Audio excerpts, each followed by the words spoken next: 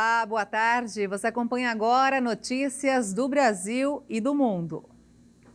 A Fiocruz lançou uma cartilha com orientações para passar o Natal e o Réveillon com segurança em relação à Covid-19. As recomendações também serão divulgadas pelo WhatsApp. Apesar do Brasil registrar queda nos principais indicadores da doença em função da imunização, o Observatório Covid-19 da Fundação Oswaldo Cruz lembra que a pandemia ainda não acabou. Assim como no fim do ano passado surgiu a Delta, a descoberta da nova variante Ômicron representa um alerta sobre a pandemia e os cuidados necessários durante as festas de fim de ano. Por isso, a cartilha tem o objetivo de informar a população que, além da vacinação, é fundamental manter as medidas de proteção.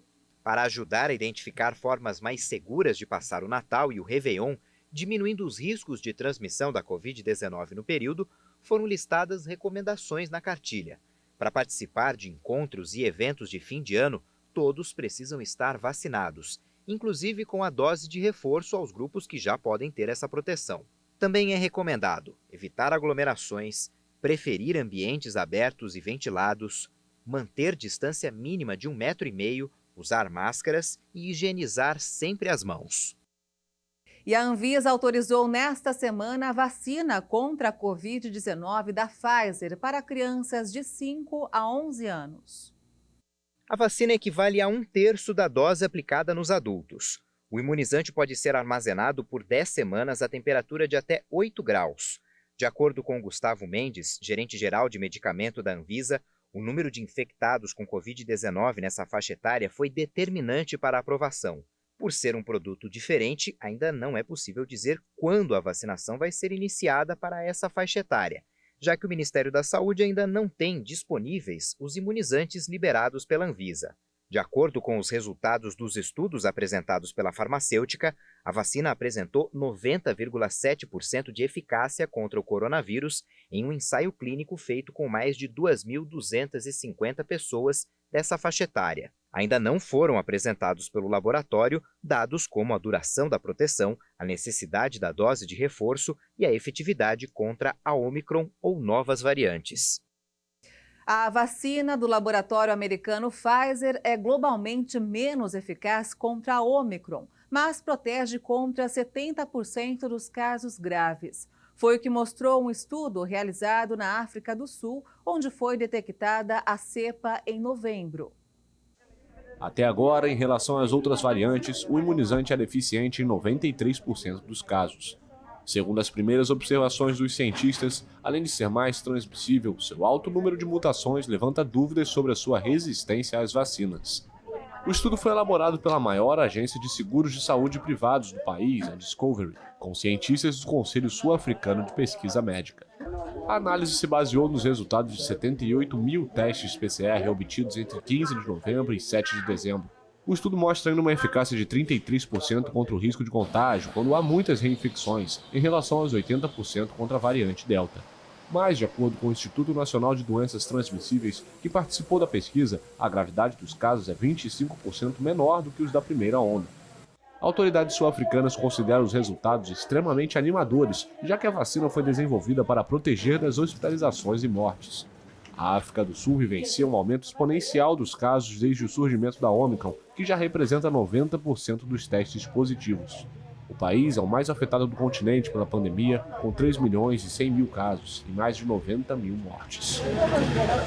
E a Europa corre para conter o avanço da variante Ômicron no continente. O Centro para a Prevenção e Controle de Doenças ressaltou que uma ação forte é urgente diante da ameaça da cepa.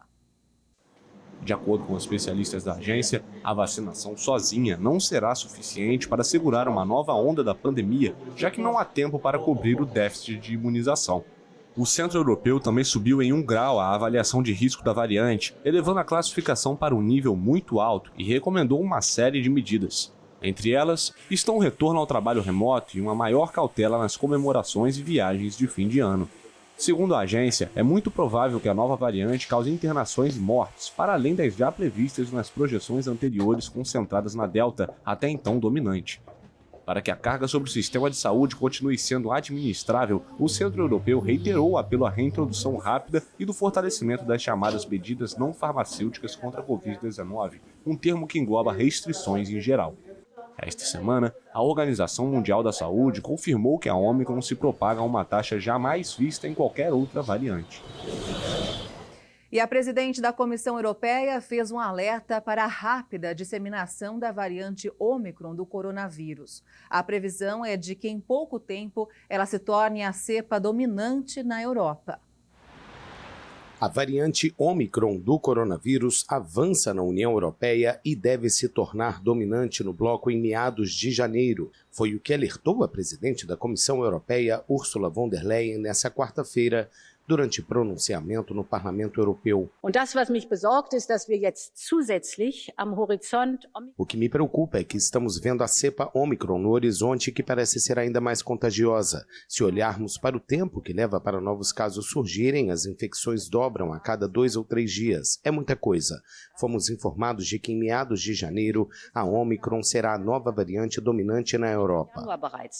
Omikron die neue dominante Variante in Europa sein wird. Von der Leyen garantiu que os 27 países do bloco têm vacinas suficientes para combater a nova cepa do vírus. A Organização Mundial da Saúde já havia dito que a variante Ômicron se propaga a um ritmo não visto com nenhuma outra. A entidade pediu aos governos que usassem todas as ferramentas anti-Covid-19 disponíveis para evitar que os sistemas de saúde europeus fiquem sobrecarregados. Cerca de 66% da população da União Europeia recebeu as 2 doses da vacina contra a Covid. A presidente da Comissão Europeia sustentou que a 3ª dose é a melhor proteção contra a nova variante do coronavírus. E aqui no Brasil, a Secretaria Municipal de Saúde de São Paulo informou que a cidade já registra um aumento significativo de pessoas com gripe. O crescimento de casos registrados é de influenza H3N2. O vírus é o mesmo associado à epidemia de gripe do Rio de Janeiro. Detectada em uma cidade da Austrália, a variante Darwin é uma versão específica do vírus H3N2, que é um dos subtipos do vírus influenza A. Segundo especialistas, a vacina contra a gripe já aplicada neste ano cobre o H3N2, mas não especificamente esta nova cepa. E como o imunizante foi aplicado há mais de 6 meses, a resposta contra a doença pode ter sido reduzida. No Rio de Janeiro, os casos de influenza já ultrapassaram os de Covid-19. E na capital paulista, apesar de o coronavírus estar em queda, os casos de gripe começaram a crescer. Os sintomas provocados por esse vírus são os clássicos da gripe, como febre alta com início agudo, dor de cabeça, dores articulares, constipação nasal e inflamação de garganta e tosse. Em alguns casos pode haver vômito e diarreia, sintomas mais comuns em crianças. Segundo especialistas, o melhor a ser feito nesse momento é continuar usando máscaras, higienizar as mãos e evitar as aglomerações. Em Campo Grande, Mato Grosso do Sul, uma central de atendimento do PROCON orienta os consumidores sobre a melhor forma de gastar o 13º salário. O Núcleo de Atendimento para os Superendividados existe desde 2018 no PROCON do município de Campo Grande e já ajudou centenas de famílias a saírem do vermelho. A pessoa que é endividada, nós fazemos uma análise da dívida dela, aí a gente faz um requadramento dentro do orçamento pessoal e familiar e envia um cálculo financeiro para as financeiras. Qual o objetivo? É tentar diminuir a dívida dessa pessoa. Somente este ano, a equipe atendeu 200 pessoas. Algumas quitaram as dívidas e estão gerando renda com as dicas dos educadores financeiros. Ganhavam um salário mínimo, estavam com problemas familiares horríveis e a gente conseguiu solucionar o problema dela e ela, com a nossa instrução, ela começou a gerar renda extra. E com essa renda extra, ela começou a pagar a dívida delas. Então, assim, isso é fantástico, é um trabalho assim, muito gratificante feito por nós. De acordo com o levantamento do DIEESE, o pagamento do 13º deve injetar 2 bilhões e 900 milhões na economia do Estado. O economista do Procon Municipal diz como os consumidores que não estão endividados podem aproveitar melhor este recurso extra. Primeiro é para ela se presentear. Uma fatia do 13º para ela se presentear para realizar um sonho dela. E também comprar presente para as pessoas próximas.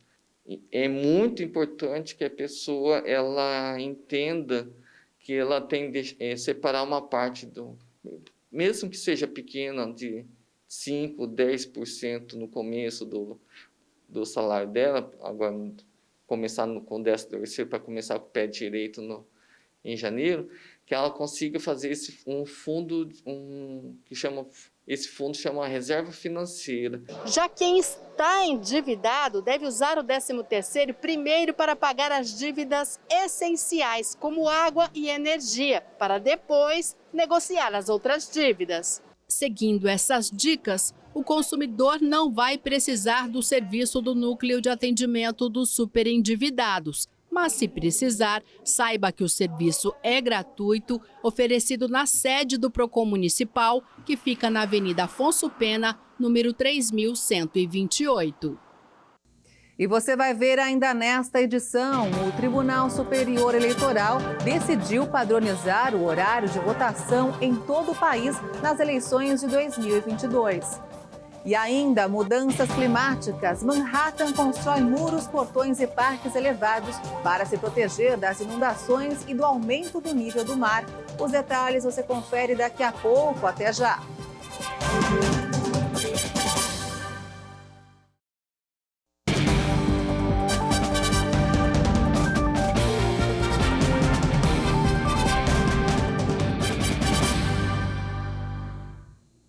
O Tribunal Superior Eleitoral decidiu padronizar o horário de votação em todo o país nas eleições de 2022. A partir das próximas eleições, o horário de início e encerramento da votação em todo o país vai ser padronizado com Brasília. Com isso, todos os estados vão ter que seguir o horário oficial para a votação, das 8 horas da manhã até às 5 da tarde, independentemente dos fusos. Com a mudança na prática, a votação dos estados do Amazonas, Rondônia, Roraima, Mato Grosso do Sul e parte do Pará acontece das 7 horas da manhã até as 4 da tarde. No Acre, das 6 às 3 horas da tarde. E em Fernando de Noronha, acontece das 9 horas da manhã até às 6 da tarde. A alteração foi aprovada durante a votação de resoluções que definem regras que vão ser aplicadas nas eleições de 2022. A unificação do horário de votação foi proposta pelo relator ministro Edson Fachin.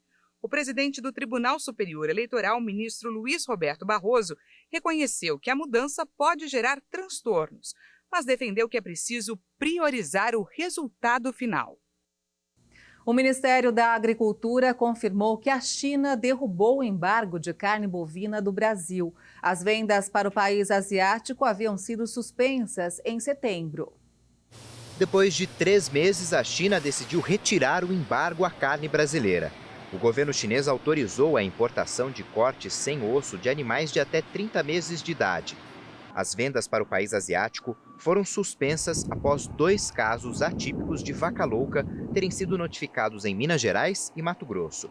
E apesar de a Organização Mundial de Saúde Animal ter informado que as ocorrências não representavam risco para a cadeia de produção bovina brasileira, a decisão de retomada dependia da China, que manteve o veto até agora. Em novembro, a China já tinha sinalizado para a volta das exportações, com a liberação dos produtos que tinham recebido a certificação sanitária antes do embargo. A China é o principal mercado da carne bovina brasileira e compra quase metade das cerca de 2 milhões de toneladas que o país exporta. Segundo a Associação Brasileira de Frigoríficos, com o embargo, as exportações totais de carne do Brasil caíram 43% em outubro, na comparação com o mesmo mês do ano passado. Como consequência, o veto da China fez o valor do boi cair no país. Apesar disso, o preço da carne não diminuiu para o consumidor. O setor de serviços recuou em outubro. Essa é a segunda queda seguida e o patamar ainda está acima do período pré-pandemia. O setor de serviços começou o último trimestre de 2021 com queda de 1,2% em outubro, na comparação com setembro. Segundo o IBGE, a sequência do bom desempenho entre abril e agosto, de 5 altas mensais seguidas, foi quebrada pela baixa de 0,6% em setembro. Com o resultado de outubro, o setor ainda ficou 2,1% acima do patamar pré-pandemia, registrado em fevereiro do ano passado. Em outubro, 4 das 5 atividades do setor de serviços recuaram na comparação com setembro, com destaque para serviços de informação e comunicação. Por outro lado, os serviços prestados às famílias cresceram 2,7% entre setembro e outubro, emplacando o 7º resultado positivo consecutivo e acumulando 57,3% de crescimento no período. Furacões e tempestades expuseram a ameaça da mudança climática para Nova York. Agora, Manhattan constrói quase 4 quilômetros de muros, portões e parques elevados para se proteger das inundações e do aumento do nível do mar. Nova York se prepara para minimizar os efeitos das mudanças climáticas. O furacão Sandy em 2012 ou a tempestade Ida em setembro passado mostraram que a Big Apple está sob a ameaça da elevação do nível do mar. Por isso, a capital econômica dos Estados Unidos desenvolve o projeto Resiliência da Costa Leste, ao custo de $1 bilhão e 450 milhões de dólares para proteger a cidade de inundações.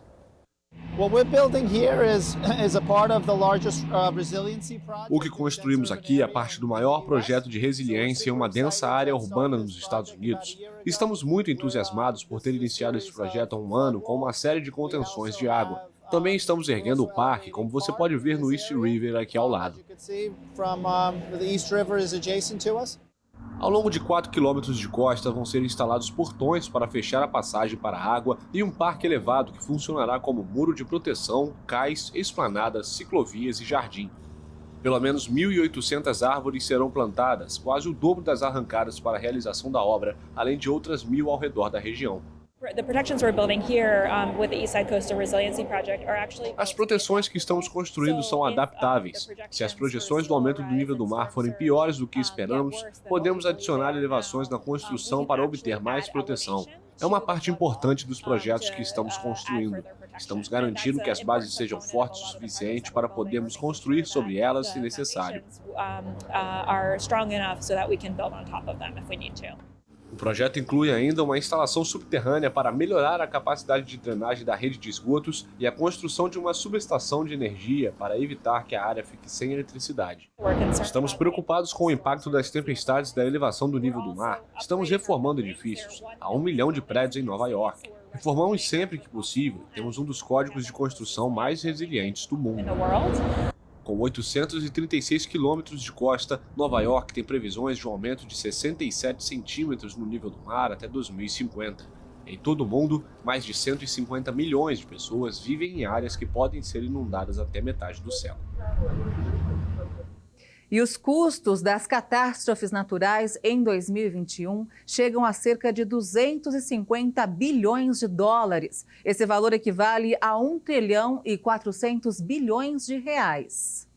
O cálculo foi feito pela resseguradora Swiss Re. A quantia corresponde a alta de 24% em relação a 2020.